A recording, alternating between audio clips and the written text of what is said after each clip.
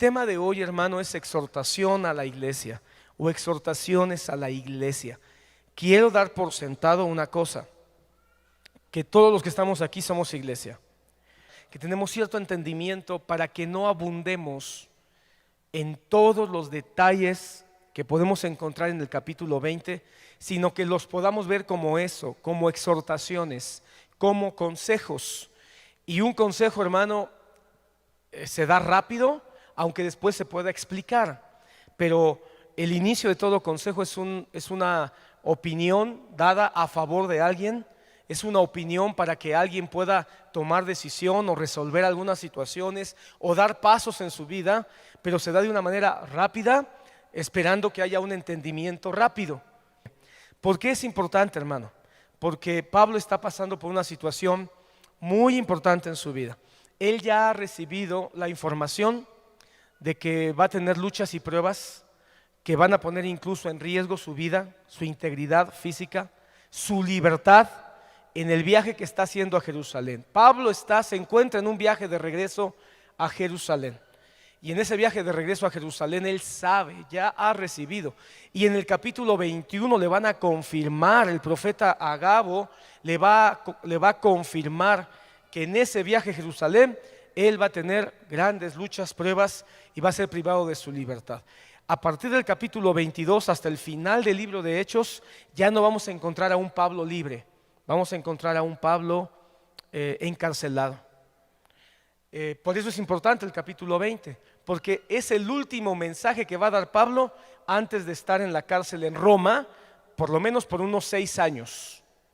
Después va a ser liberado y después va a volver a ser arrestado y es donde muere. Pero por eso es importante el capítulo 20, porque él sabe que en Jerusalén le esperan pruebas, le esperan cadenas, le espera la cárcel, le espera tribulación, y él en ese estado de libertad quiere soltar algunas cosas importantes a la iglesia.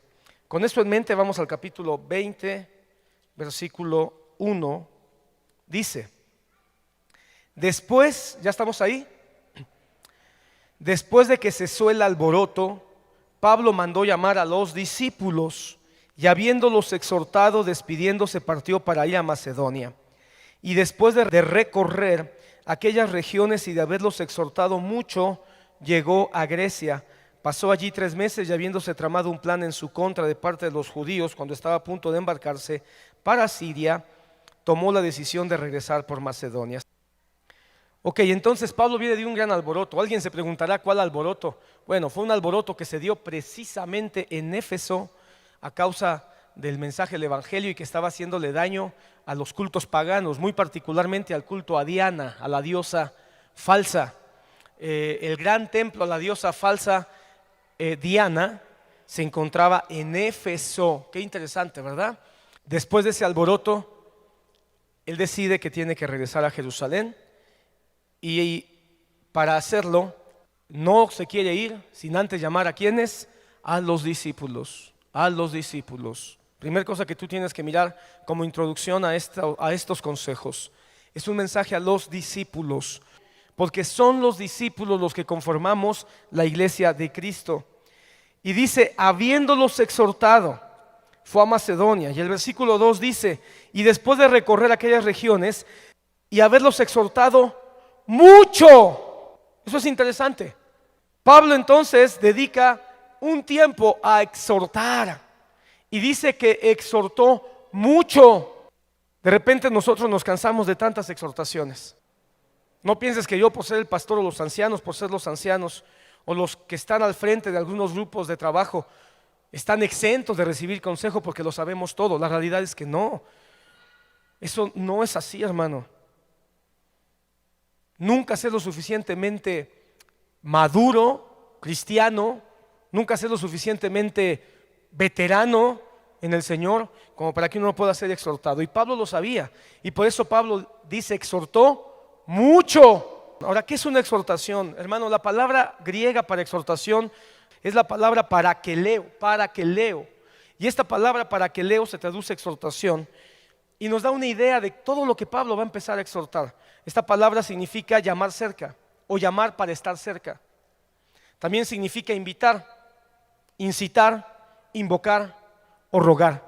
Entonces, cuando dice la palabra que Pablo exhortó, y exhortó mucho, lo que estaba diciendo es que quería que la iglesia estuviera cerca, que los discípulos estuvieran cerca, pero no cerca de él, cerca de la palabra, cerca del consejo de Dios, cerca del consejo de Jesús. Ese era su interés, que ya los estaba invitando a que no se alejaran, los estaba invitando a que no se debilitaran, les estaba rogando. Con esto en mente de que es un ruego, es una incitación, una invocación, un llamado a que estés cerca, quiero que avancemos. Los discípulos fueron llamados, invocados, les hizo un ruego a que escucharan sus palabras. Versículo 4 dice: los acompañaban Sópater de Berea, hijo de Pirro, Aristarco y Segundo de los tesalonicenses, Gayo de Derbe y Timoteo, Tiquico y Trófimo de Asia, pero se habían adelantado y nos esperaban en Troas. Nos embarcamos en Filipos después de los días de la fiesta de panes sin levadura, y en 5 días llegamos a donde estaban en Troas, y allí nos quedamos 7 días.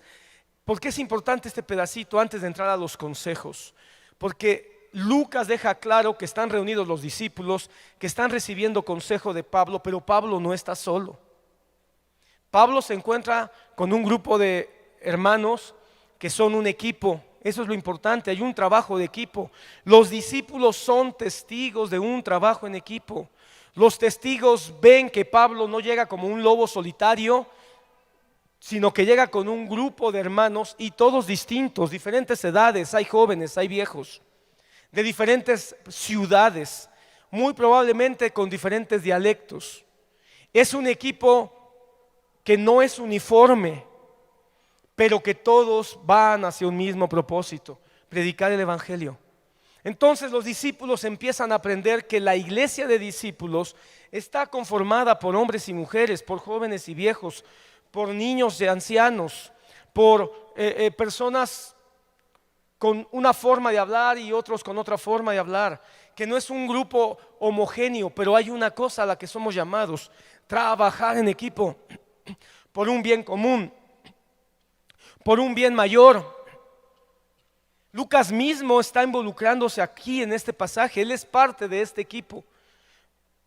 No vamos a hablar de cada uno de estos, pero si tú tienes tiempo y quisieras estudiar a cada uno de estos hombres que menciona aquí el apóstol Pablo, de algunos tenemos más información, de otros no tenemos ninguna información. Sin embargo, a través del significado de sus nombres pudieras tú darte cuenta de todas las características de este equipo y que aportaban.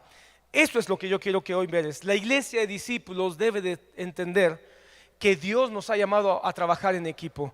El mejor ejemplo de trabajo en equipo es Dios mismo. Dios mismo trabaja en equipo. Pero debes estar claro que vamos a trabajar en equipo. Los discípulos tienen que ver un trabajo en equipo. Amén. Ahora sí, creo que aquí puede estar el primer consejo. El primer día de la semana, cuando estábamos reunidos para partir el pan, Pablo les hablaba pensando salir el día siguiente y prolongó su discurso hasta la medianoche. El primer consejo, hermano, que de manera implícita, de manera práctica, Pablo enseñó: no dejen de congregarse, congréguense. Es el primer consejo. Somos discípulos, trabajamos en equipo, y la única manera en que los discípulos sean discípulos y el trabajo en equipo funcione es estando juntos el primer día de la semana. Y queda claro que el domingo es el día en que la iglesia primitiva comenzó a tomar como el día de reunión. El sábado es Cristo, nuestro descanso es Cristo, y nosotros tenemos descanso en Cristo todos los días, pero hemos apartado un día para estar juntos, o por lo menos un día, y ese día hay que cuidarlo, porque es el día para que el trabajo en equipo funcione, para que el consejo y la exhortación de la palabra de Dios nos sea dada, y todos los consejos que más adelante vamos a mirar puedan tener cumplimiento. Entonces, reunámonos los domingos. El domingo no es un día de trabajo, señoras y señores. Y si alguno tiene que trabajar en domingo, tiene que orar y pelear para que pueda cambiar su día de descanso a un día que no sea el día del Señor. O buscar tener un horario de tal manera que pueda llegar al culto y después irse a trabajar en caso extremo. Esa es una de las grandes herencias de la iglesia occidental al mundo. Todo el mundo, hermano, descansa el domingo. Pero tristemente al paso de los siglos se olvidaron que eso nació para darle un día al Señor y pensaron que era un día para el hombre. El domingo se ha convertido en el día para el hombre. Pero nosotros no somos del mundo, ni estamos, aunque estamos en el mundo, no somos del mundo, somos del Señor. Y debemos de volver y darle al Señor lo que es de Él. Entonces, primer consejo, no dejes de congregarte. Segundo consejo, estaba sentado en la ventana un joven llamado Eutico, y como Pablo continuaba hablando, versículo 9, Eutico fue cayendo en un profundo sueño hasta que, vencido por el sueño, se cayó del tercer piso y lo levantaron muerto. Pero Pablo bajó y se tendió sobre él y después de abrazarlo dijo: no se alarmen porque está vivo. Este segundo consejo, hermano, fue un consejo que él modeló, que él ejemplificó. Fue un mensaje que les dio con su acción. Hermanos, los ministros debemos de también enseñar con la forma en que hacemos las cosas, y ahí fallamos mucho, ahí nos equivocamos muchísimo. A veces los ministros pensamos que debemos enseñar aquí arriba, pero no debemos hacer las cosas allá abajo, y tenemos que pedirle perdón al Señor por esa torpeza que nosotros como pastores, como ministros, como líderes cometemos. Esa es la gran desgracia de los púlpitos, decía Spurgeon, que se predique en el púlpito lo que no se vive abajo del púlpito. Pablo está predicando. Dice que se extendió su prédica hasta la medianoche. Así dice, ¿verdad? Pero ¿sabes por qué se alargó? La realidad es que se alargó porque al otro día salía de viaje. No tenía otro día para decirles todo lo que tenía que decirles. Y tenía mucho que decirles. Así que dijo: me van a disculpar, queridos hermanos, pero mañana salgo. Mañana parte el barco que me va a llevar a Jerusalén y no tengo otro día para decirles todo lo que está en mi ronco pecho. Así que aguántense, les dijo. No es el caso del día de hoy, no tengan pena. Y se alargó y a la medianoche tuvieron que prender velas, lámparas, y lo que muchos interpretan, y yo estoy de acuerdo con eso, es que las muchas lámparas, el tintineo de las lámparas, el calor de las propias lámparas fue lo que provocó que este joven que estaba en la ventana. Pero el asunto es que Eutico cayó de un tercer piso, cayó y azotó la res. Pero ¿dónde está el consejo? Cuando todos se alarmaron por el azote, el azotón que se escuchó, Pablo corrió. Recuerda que él estaba predicando. Pero en ese momento era necesario modelar. ¿Modelar qué? Atención, preocupación por aquellos débiles. Entonces, ¿cuál es el consejo? Mostrar ayuda a los que se quedan dormidos porque son débiles. ¿Quiénes pueden representar esto? Los recién convertidos. Un recién convertido puede ser que se quede dormido. Y no estoy diciendo que se quede dormido literalmente, que se quede dormido intelectual, emocionalmente, espiritualmente, porque es un recién convertido. O aquel que quizá está pasando por una gran lucha, por una gran tribulación y se quede dormido. Y nosotros sabemos que ellos pueden ser presas de golpes, sea que se dejen de congregar, sea que se depriman, sea que se entristezcan o sencillamente se vayan sin que alguien les haya dicho bienvenido. O quizá hay alguien débil, enfermo y dormido que no está ahorita en la iglesia y se quedó dormido en su casa porque está enfermo, triste, deprimido, enojado. Y a lo mejor está triste, deprimido y enojado por las mismas cosas de aquel que se va porque tiene duda. Quizá está en pecado, se quedó dormido porque está en pecado. Y lo que necesita es que haya alguien que le diga: nadie te juzga, nadie te acusa.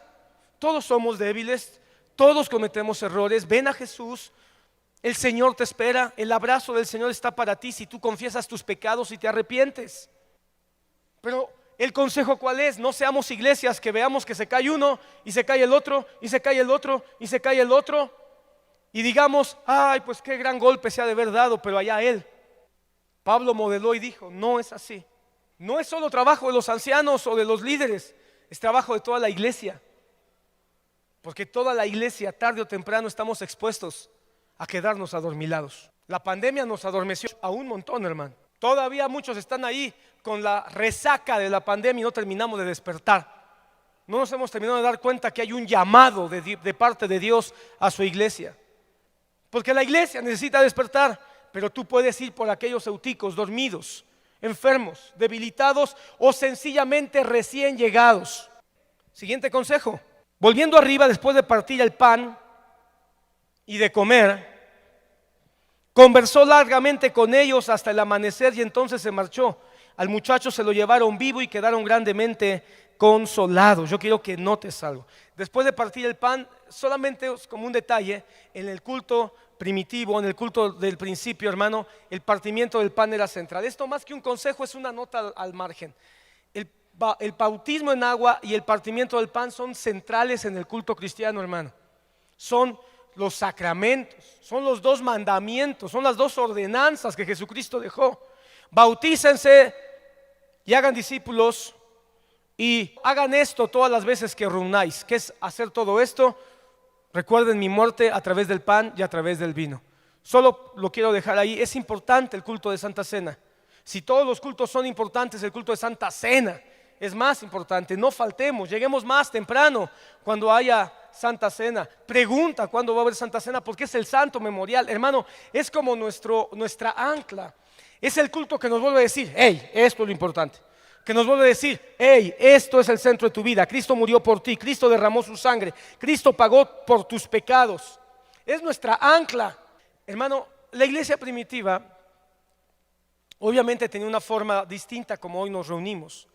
Pero ellos normalmente celebraban su culto, comían el pan y el vino en memoria de Jesús y aprovechaban para quedarse a comer todos. Ya después de eso, pues no dice la Biblia cómo lo hacían, preparaban la comida o cada quien llevaba comida, no lo dice. Y cuando comían, ¿qué hacían? ¿Solo comían y se iban? No, comían y conversaban.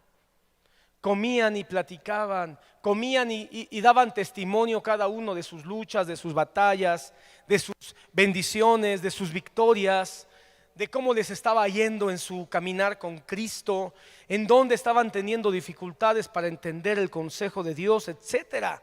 Y dice que Pablo no nada más predicó 5 horas o más. Todavía tuvo pila, hermano, para quedarse a platicar y resolver inquietudes particulares. ¿Hasta qué horas? Hasta el amanecer. A ver, 7, 8, 9, 10, 11, 12. Bueno, de 7 a 7, ¿qué horas? Son 12 horas. ¿Qué te parece una iglesia que se quedó 12 horas? Seguramente muchos se quedaron dormidos, seguramente muchos pues decidieron irse más temprano, pero 12 horas. ¿Quién te dijo que se termina el culto y se acabó la iglesia? Pablo aconseja, convivan, tengan coinonía. ¿Y cómo lo aconsejó? Quedándose él a comer y a platicar. En el versículo 17 dice, desde Mileto mandó mensaje a Éfeso y llamó a los ancianos de la iglesia. Pablo tenía un aprecio muy especial por los efesios. Y en ese aprecio y en esa carga que tenía por los efesios, no quería dejar a los efesios sin un consejo, aunque ya había estado con ellos. De hecho, el viaje comenzó en Éfeso. Si tú lees con calma, dice que empezó su viaje y después, por las insidias de los judíos, tuvo que regresarse un poquito y esperar para volver a viajar, y después reinició su viaje, pero ya no quería regresar hasta Éfeso. Así que mandó llamar a los ancianos de Éfeso. Tenía que darles un consejo fuerte y especial a los de Éfeso. Solo para que lo pongas en mente. Es interesante que la primera carta de Apocalipsis es a Éfeso. Y a los de Éfeso les dice, ustedes tienen dones, tienen doctrina, saben juzgar a los que se dicen ser apóstoles y no lo son. Pero tengo contra ti una cosa, que has dejado tu primer amor. Y ahora yo me preguntaba cuando leía esto, eso es lo que le dice a los efesios, y más adelante le dice, vuelve a tu primer amor, haz las cosas que hiciste al principio. ¿Cuáles serán las cosas? Me preguntaba yo. ¿Cuáles serán las cosas que hacían al principio los efesios? Y cuando leí capítulo 20 y vi que Pablo les dice cosas muy precisas a los efesios, dije, ya entendí. Las cosas que Pablo les aconseja, no nada más en la carta a los efesios, sino las cosas, los consejos, las exhortaciones que Pablo les hace a los efesios en Hechos capítulo 20 son las que dejaron de hacer. ¿Y sabes qué pasó con la iglesia de Éfeso? Se desapareció, se cumplió la palabra. Esa es la única iglesia que el Señor les dijo, porque si no haces esto y no te arrepientes, vendré y quitaré tu candelero. En otras palabras, va a desaparecer la iglesia. Aproximadamente en el siglo III, siglo II, siglo III, la iglesia de Éfeso desapareció.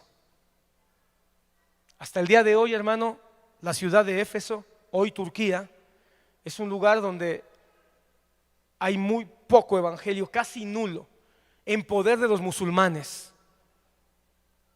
Qué triste que una iglesia que tenía dones, talentos, doctrina, juicio santo, perdió su amor porque no siguió los consejos que Dios le dio y desapareció. ¿Será que tenemos que poner atención? Porque no sea que seamos una iglesia que tienes doctrina, tienes talentos, tienes dones, juzgas a los que dicen que son apóstoles y no lo son. ¿Sabes quiénes son los que se llaman judíos y tampoco son judíos, sino sinagoga de Satanás? Pero ya perdiste tu primer amor. Vuelve a las primeras cosas. ¿Y cuáles serán estas primeras cosas? Lo que ya hablamos, más lo que sigue. Llamó a los ancianos. ¿Estás aquí, hermano? ¿Por qué llama a los ancianos? Porque los ancianos son los representantes de la iglesia local. ¿Por qué llama a los ancianos? Porque los ancianos son el gobierno de la iglesia local. Así que, hermano, el siguiente consejo que yo daría partiendo de aquí es: recibamos el gobierno de la iglesia. Aceptemos el gobierno de la iglesia, y el gobierno de nuestra iglesia es un gobierno que está asentado sobre los ancianos. Hermano, así ha sido siempre. La Biblia habla de un gobierno fundado, sí, con un pastor, pero también con ancianos, siendo el pastor parte del presbiterio. Porque los ancianos tenemos que incluso hasta abandonar nuestra familia para atender los asuntos de la iglesia, para resolver necesidades de la congregación. Pero la iglesia debe de estar abierta para orar, aceptar, bendecir el gobierno que a través de los ancianos recibe toda la guianza, todo el consejo, la enseñanza y la disciplina que viene a través de ellos. Por lo tanto, ¿qué le conviene a la iglesia? Número uno, reconocer un gobierno en su iglesia. Y un gobierno que yo veo todo el libro de los Hechos saturado en un gobierno de ancianos. Todo el libro de Hechos está saturado en evidencias para poder afirmar que la iglesia primitiva tenía un gobierno de ancianos. ¿Qué nos toca entonces? Orar por ellos y sujetarnos a su autoridad. Cuando dice la palabra en Hebreos, oren por vuestros pastores porque ellos han de dar cuenta por vuestras almas, quiero que notes, oren por vuestros pastores, habla en plural, porque la función de los ancianos es pastorear, es pastorear. Así que cuando tú ores, no solo ores por el pastor, porque el pastor es un anciano y los ancianos son pastores. Amén. Cuando vinieron a él, les dijo: ustedes saben bien cómo he sido con ustedes todo este tiempo. Desde el primer día de que estuve en Asia, he servido al Señor con toda humildad y con lágrimas y con pruebas que vinieron sobre mí por causa de las intrigas de los judíos. ¿Cuál es el consejo que podemos extraer de aquí? Sirvan con humildad y con amor sacrificial. Pablo dice: ustedes saben quién soy, me han visto trabajar, me han visto servir. Ustedes saben que lo que he hecho, lo he hecho con humildad, no buscando mi gloria, no buscando exaltar mi nombre, no buscando mi poder. Lo he hecho con gratitud y con lágrimas, porque servir a Dios es llorar. Servir a Dios es tener que soportar críticas, juicios, quejas, contar con unos y otro día contar con otros. Que haya unos que digan sí voy y no llegan. Pero además de eso hay insidias, hay chismes, hay oposiciones, Además de eso, en el caso muy particular de Pablo, hay persecución, hay quien busca quitarme la vida. Todo eso me causa lágrimas, pruebas. Sin embargo, no he dejado de servir. Lo que está diciendo es, si ustedes ya me conocen y saben que así lo he hecho, les pido a ustedes que lo hagan también. Entonces, ¿cuál es el llamado? Sirvamos con humildad y amor sacrificial. A pesar de la oposición, de la difamación que puede haber cuando uno sirve. Hermano, cuando tú sirves al Señor, te pones en la mira. Entre más sirva, más en la mira te pones. Y más tienes que ser humilde. No olvides a quién sirves. La gente no te va a reconocer, la gente no te va a valorar, la gente quizá no lo va a apreciar, pero no te olvides que al Señor tu Dios es a quien servimos. Siguiente versículo. Bien saben que no rehuí declararles a ustedes nada que fuera útil y de enseñarles públicamente y de casa en casa, testificando solemnemente tanto a judíos como a griegos del arrepentimiento para con Dios y de la fe en el Señor Jesucristo. Pablo les dice, yo he predicado y he enseñado. Qué interesante que haga esa distinción. Les he predicado o declarado y les he enseñado. Todo lo que fuera para ustedes útil. Y hermanos, seamos claros, lo único que es útil para ti es lo que viene en la palabra de Dios. Lo único que es útil para ti es lo que el Señor ha revelado a través de este bendito libro. Así que tú siéntete agradecido cada vez que abrimos la Biblia, porque este sí es un consejo útil. No desprecies la predicación y la enseñanza. Ese es el consejo. El consejo para los ancianos, ¿cuál sería? No dejen de predicar y no dejen de enseñar. Un consejo útil a la iglesia que surja, que fluya de la palabra de Dios. Pero ¿cuál sería el consejo a los discípulos? No desprecies la predicación y no desprecies la enseñanza. Siguiente consejo. Versículo 21, testificando solemnemente tanto a judíos como a griegos del arrepentimiento para con Dios y de la fe en nuestro Señor Jesucristo. ¿Cuál es el consejo? No hagan distinciones, porque yo testifico solemnemente a judíos y a griegos. No hagan distinciones. Siguiente consejo, iglesia, no hagas distinciones, no hagas separaciones. No separes al que crees que es más parecido a ti y al que no es tan parecido a ti lo desprecies. Quizá al momento de la convivencia sientas más afinidad con unos y con otros, y eso es imposible de no hacerlo. Pero cuando se trata de hacer algo por el bien mayor, que es el evangelio, que es la expansión del reino, ahí se acaban esas cosas. Y si viene alguien y entra a la iglesia, no hagas distinciones. ¿Qué pasa si llega un homosexual a la iglesia? A lo mejor está entre nosotros, hermano. No pasa nada. Si llega homosexual, que se quede homosexual. No, ahí sí no. Si llega homosexual, hablarles del amor, aceptarlo con amor, aceptarlo con paciencia y mostrarle que hay un camino de vida, de gozo, de alegría para él o para ella. Pero no hay que hacer distinciones, ni a judío, ni a griego. No hagas distinciones entre hermanos. Siguiente consejo, ni a judíos ni a griegos, sino predicando el arrepentimiento para con Dios y de la fe en nuestro Señor Jesucristo. ¿Sabes cuál es el siguiente consejo? Prediquen el evangelio. Vayan, prediquen el evangelio. No vamos a hacer distinción ni entre judíos ni griegos. ¿Y sabes cuál es la razón por la que no vamos a hacer distinción? Porque hay un bien mayor, y ese bien mayor es que el evangelio sea predicado. Entonces la razón por la que yo no hago distinción, la razón principal es porque yo quiero que esa persona llegue al arrepentimiento y llegue a la fe en Jesucristo. Ese es el evangelio, hermano. El evangelio es arrepentimiento de pecados y salvación a través de la fe en Jesucristo.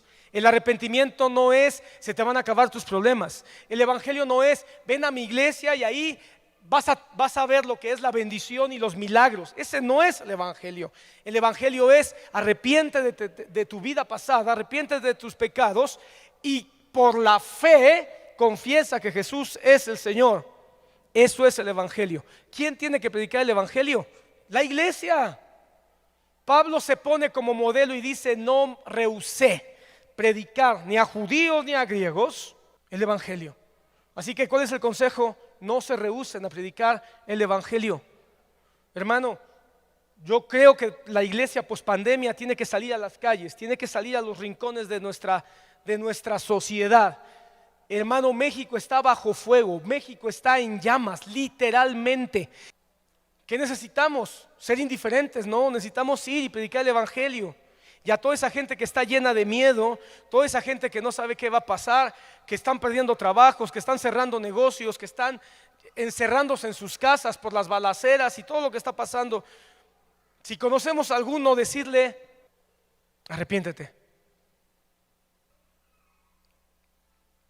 Y hay muchas almas que no saben qué va a pasar. Tú y yo ya tenemos, mira, tú y yo podemos dormir tranquilos porque vamos al reino de Dios.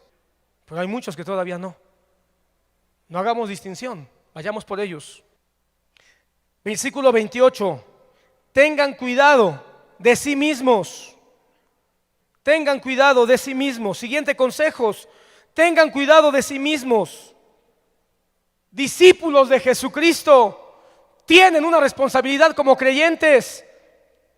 A veces se nos olvida que tenemos una responsabilidad como creyentes.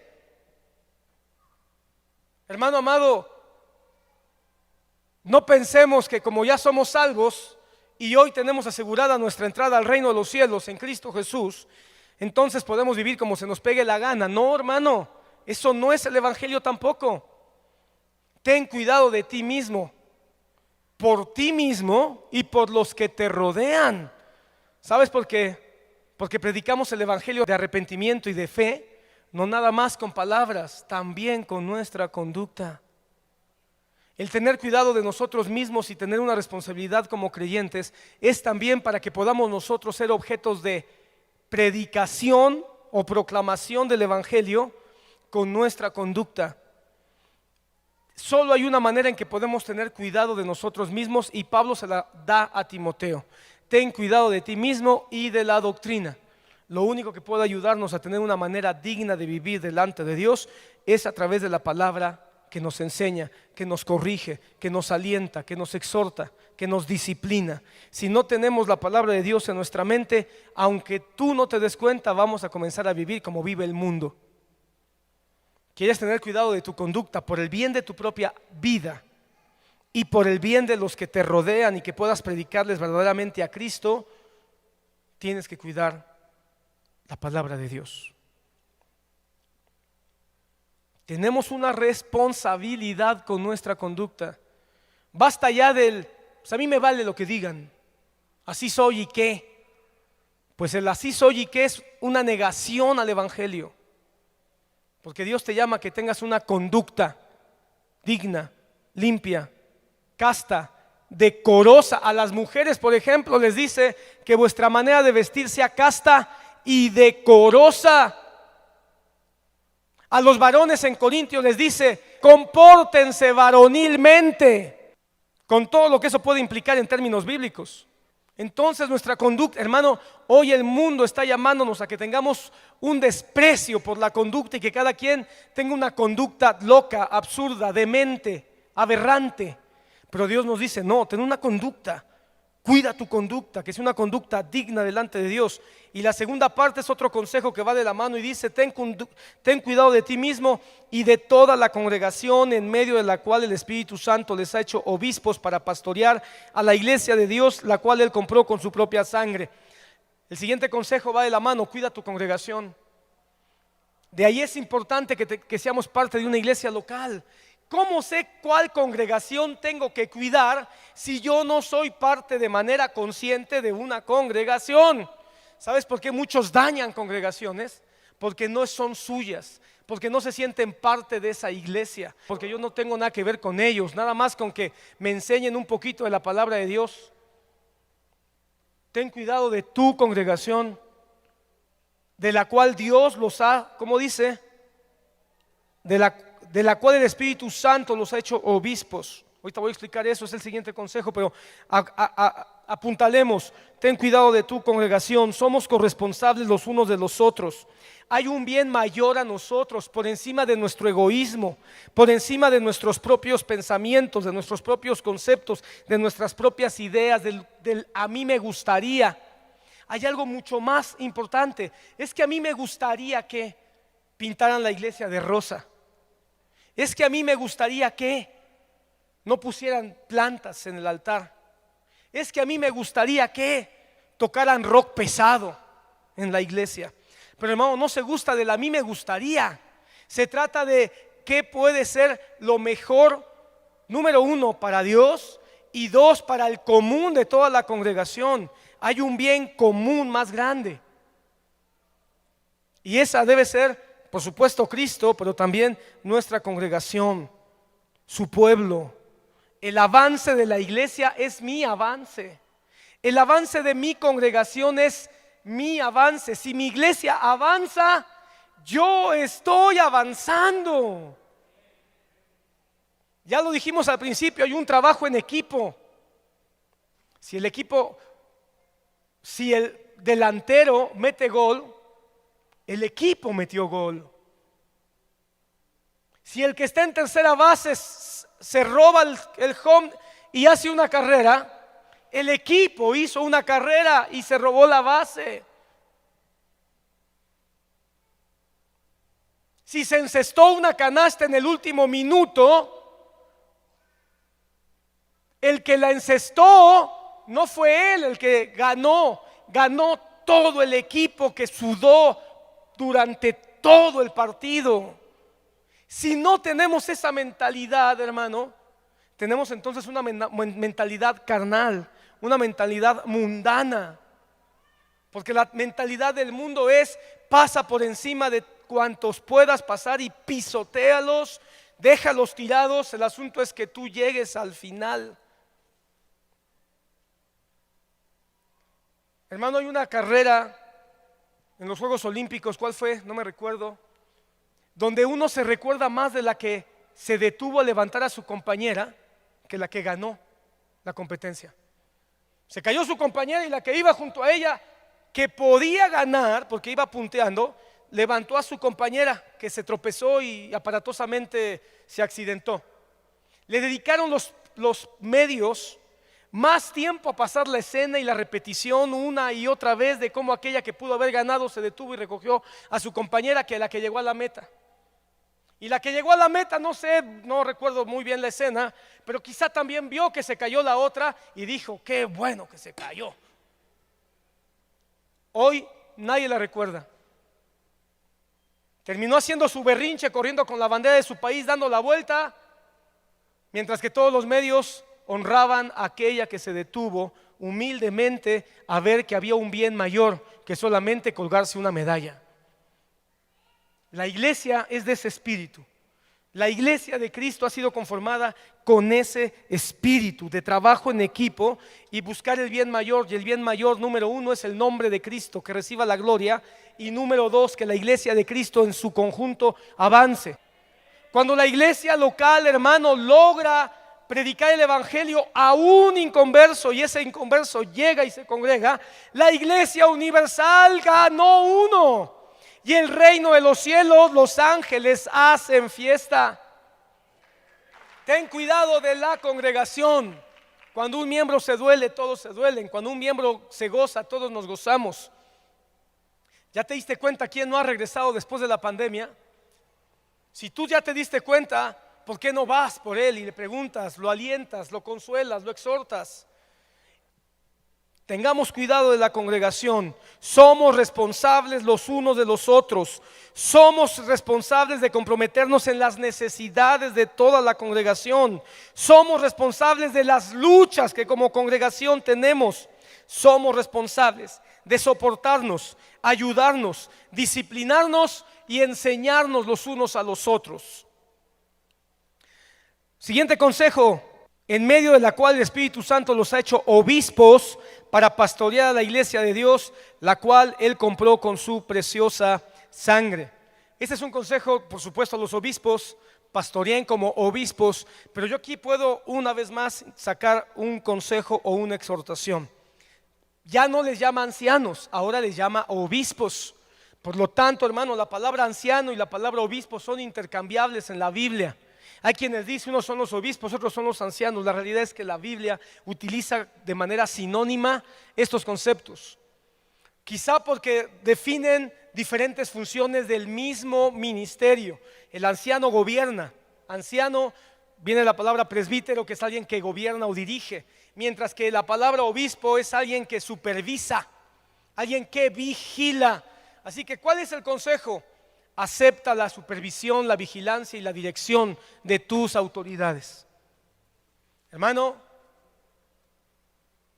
los ancianos no son policías.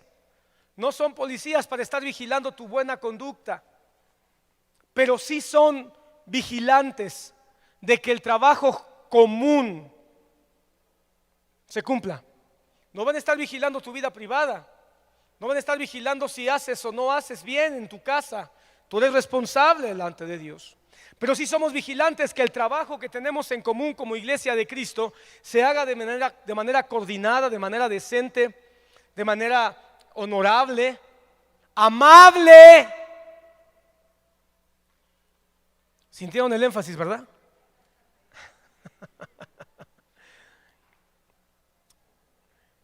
Y nosotros debemos aceptar esa vigilancia. Vuelvo a insistir, no es vigilancia de tu vida personal, pero si hay algo que pueda afectar al desarrollo congregacional. Ayer les hablamos a los jóvenes acerca de una disensión que hubo entre dos grupos en los tiempos de Josué, donde 10 tribus, 9 tribus, querían atacar a otras 3 por un chisme, hermano. Ahí búscalo en Josué, no voy a repetir lo que ya prediqué ayer. Pero por un chisme, hermano, 9 tribus querían atacar a las otras 3 y aniquilarlas. Y fueron con Josué, el pastor de la iglesia, y le dijeron: Josué, allá hay 3, vamos a destruirlos. Y Josué dijo: pero antes de que los destruyamos, mandemos un anciano. Y un anciano llamado Finés, fue, y cuando llegaron con esas 3 tribus, todas las otras tribus sacaron sus espadas y dijeron: matémoslos. Y Finés le dijo: oye, yo no vine a eso, yo vine primero a ver qué está pasando. Que Dios bendiga a los ancianos que vigilan, que supervisan, que indagan. Ya se acabó el tiempo de los pastores Pancho Villa. Primero matan, luego averiguan. Y cuando Finés investigó el asunto, se dio cuenta que era puro chisme, hermano. Pura murmuración, hermano. ¿Y sabes qué pasó? Gracias a la intervención de un anciano que investigó, supervisó, vigiló. ¿Sabes qué pasó? Se detuvo una gran mortandad. Se detuvo lo que pudo haber sido la destrucción anticipada del pueblo de Israel. Porque tú sabes que el pueblo de Israel se divide en tiempos de Salomón, cuando Salomón muere. Pues eso que ocurrió con Salomón cuando él muere, pudo haber pasado en tiempos de Josué. Pero gracias a Dios y gracias a Finés. Así que, hermano, acepta la intervención de los ancianos. Ese es el mensaje, ese es el consejo. Acepta cuando un anciano te llame y te diga: hermano, queremos platicar sobre un asunto que nos preocupa, queremos saber, queremos ayudar, queremos orar.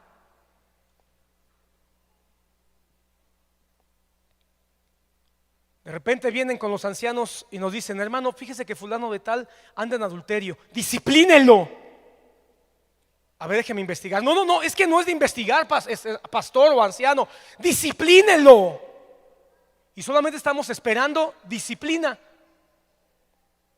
Y si el anciano o el pastor platica, indaga, se tarda una semana, quizá un mes, quizá 2 meses, en esta iglesia no hay disciplina.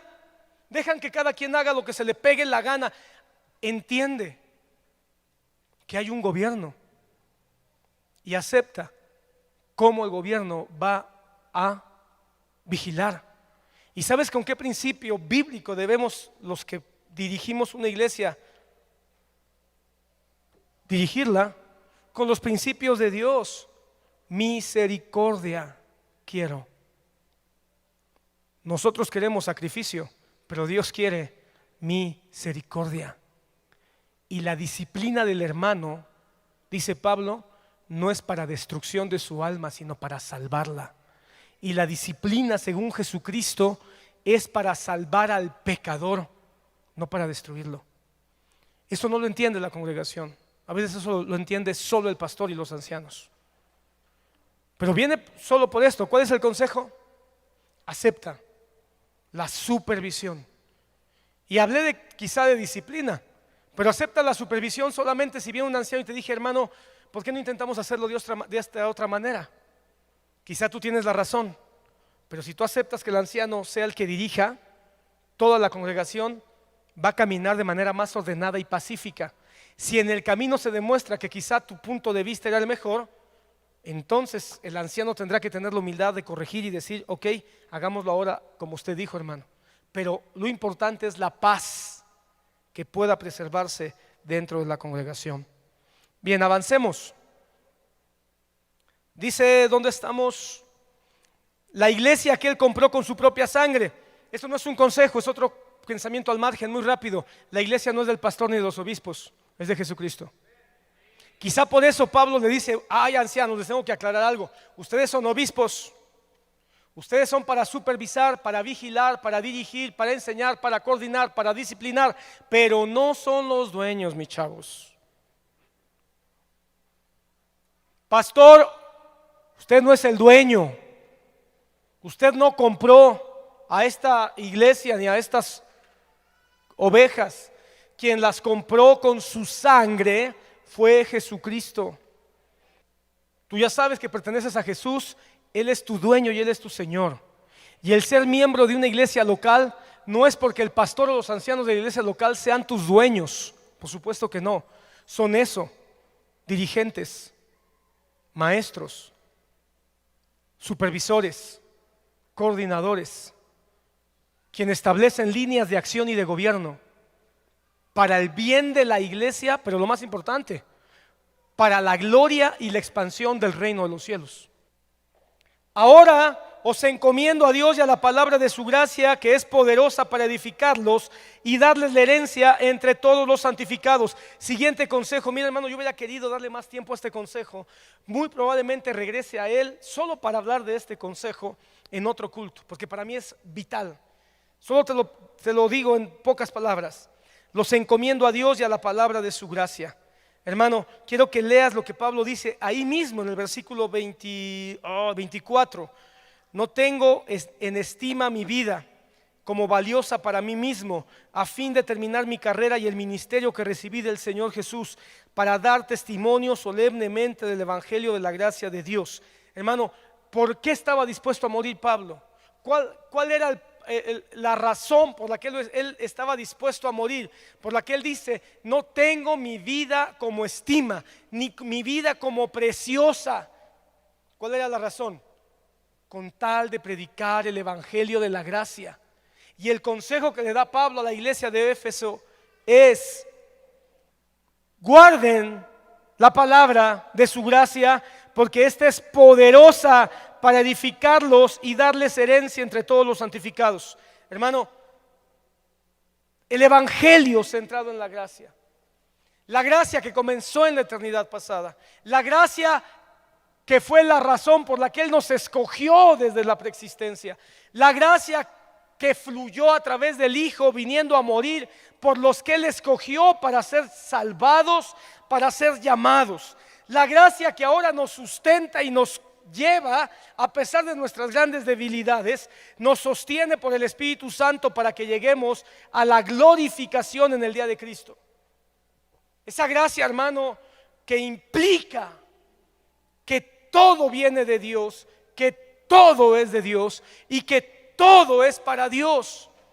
Pablo dice, los encomiendo no al evangelio de la prosperidad, no al evangelio de las señales y los prodigios, no al evangelio del judaísmo, no al evangelio de las buenas obras, no al evangelio de tu capacidad para poder aportarle a tu salvación, al evangelio de la gracia, donde la gracia es todo.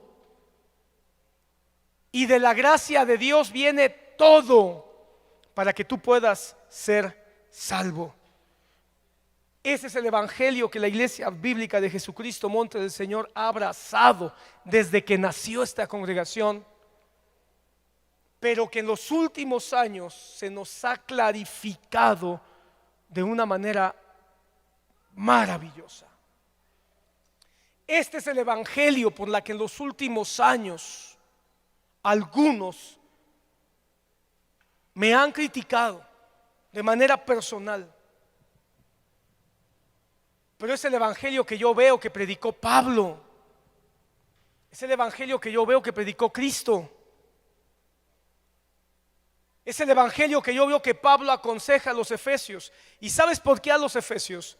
Lee en tu casa Efesios 1, Efesios 2 o todo el libro de Efesios. Pero te vas a dar cuenta cómo el libro de Efesios engrandece el evangelio de la gracia. Solamente te voy a leer un pasaje, solo uno, y lo conoces. Efesios 2:4 dice, escúchalo, Efesios 2:4: pero Dios, que es rico en misericordia, por causa del gran amor con que nos amó. ¿Quién nos amó? Dios. Eso se llama gracia. Tú no amaste a Dios, Él te amó a ti. Eso es gracia. Aun cuando estábamos muertos en nuestros delitos, nos dio vida juntamente con Cristo. ¿Quién nos dio vida?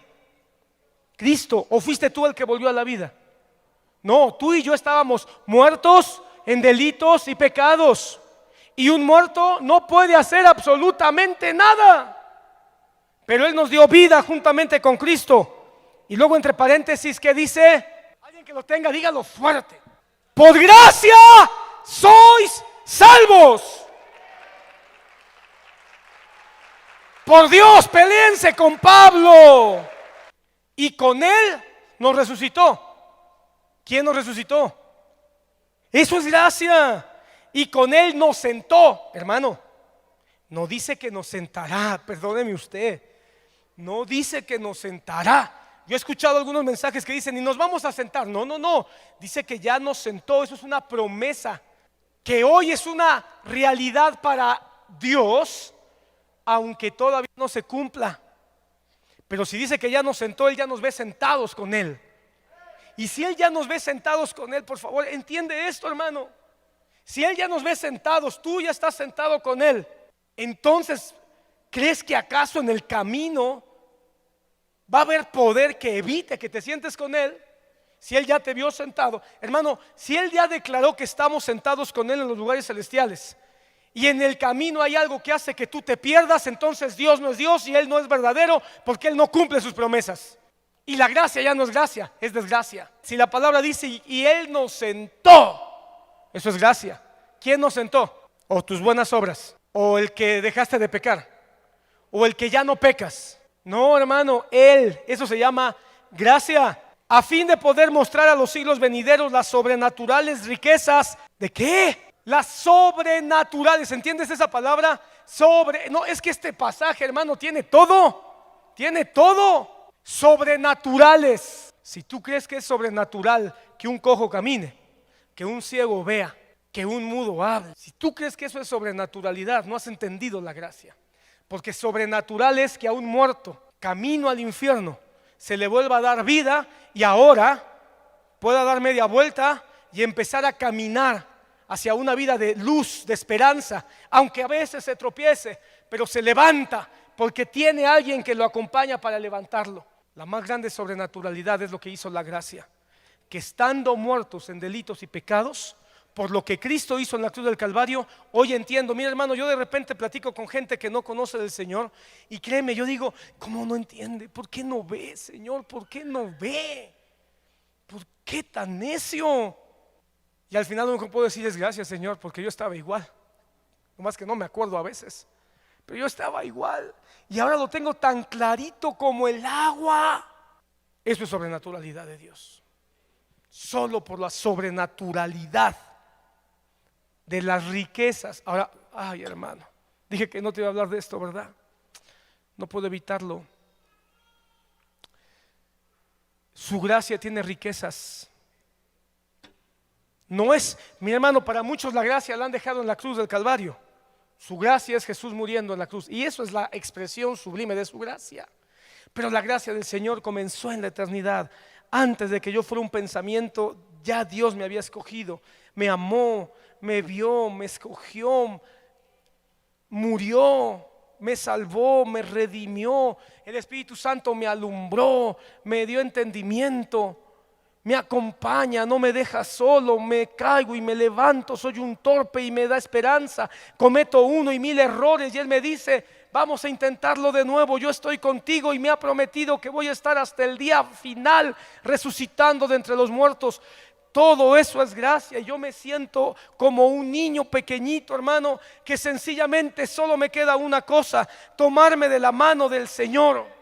Siguiente consejo, los encomiendo a la palabra de su gracia, ahí está, al evangelio de su gracia, que es poderosa. ¿Para qué es poderosa la gracia? Para edificarlos y darles herencia entre todos los santificados. Quédate con esto, hermano, el evangelio de la gracia es poderoso para edificarte, para que tú seas edificado sano, alegre, con gozo, con paz, con motivación, con regocijo, no con miedo, no con tristeza, no con dudas, no con incertidumbres. Cuando no hay evangelio de gracia, hermano, uno está ahí peleando todos los días. ¿Será que hoy soy salvo? ¿Será que ya perdí mi salvación? ¿Será que todavía el Señor me ama? El evangelio de la gracia te garantiza que Él te ama, te sostiene, te alienta, te empuja. Es un evangelio que nos hace ser optimistas, que nos hace vivir con esperanza, que nos hace vivir, hermano, con la certeza de que no estamos solos. Ni plata ni oro de nadie he codiciado. Ustedes saben que estas manos me sirvieron para mis propias necesidades y las de los que estaban conmigo. En todo les mostré que así trabajando deben ayudar a los débiles. Ok, penúltimo consejo, ayuden a los débiles. Ya dijimos, predíquenles a los euticos, pero ahora ayúdenlos. Mis manos, ¿para qué fueron? Dice, ¿para qué usé mis manos? Para ayudarlos a ustedes. ¿Para qué usé mi tiempo? Para bendecirlos a ustedes. Así que el penúltimo consejo es: ayuden a los débiles. Es un llamado a la fraternidad constante. Es un llamado al permanecer como un rebaño, como una manada. Hermano, las dulces palabras de Jesús diciendo: oh pequeña manada, no teman. Oh pequeña manada, no teman. Y en las manadas, hermano, a veces hay ovejas débiles, enfermas. Hay crías recién nacidas que necesitan más protección que otras. Ayuden a los débiles, porque Satanás anda como león rugiente buscando a quien devorar. ¿Y a quien devora el león rugiente? A las débiles, a las frágiles, a las enfermas. Así que ayuden a las débiles, denles tiempo, denles paciencia, incluso denles recursos. Si ves a tu hermano en necesidad, ayúdalo. Ayuden a las débiles. Yo no quiero su plata ni quiero su oro, les está diciendo. Usen su plata y su oro para ayudar a los débiles. Su trabajo, su fuerza, dice Pablo, yo no la necesito. Usen su fuerza, usen su trabajo para ayudar a los débiles. Su tiempo, yo no lo quiero. Usen su tiempo para ayudar a las más débiles, a las más frágiles. Y el último consejo: aprendan a dar y no dejen de hacerlo. Y no olviden las palabras del Señor Jesús que dijo: más bienaventurado es dar que recibir. ¿No te llama la atención que el último consejo es en el único en el que el Señor Jesús cita una frase directa de Jesús? Y no olviden las palabras. ¿Saben por qué? Porque con esta frase engloba toda la exhortación. Porque el último consejo es: no se olviden de dar. Y eso implica dar ofrendas, eso implica dar diezmos, eso implica dar riquezas materiales. Podemos decir que el último consejo es: no dejes de comprometerte ayudando a las necesidades materiales de tu congregación. Pero también al mismo tiempo es una conclusión. Porque al mismo tiempo es una conclusión que dice: y todos estos consejos que les he dado, no se olviden de darlos. Porque Jesucristo vino a darnos ejemplo de que es mejor dar que recibir. ¿Y qué es lo que tienen que dar? Todo lo que ya les acabo de exhortar a que tomen en cuenta. Amén.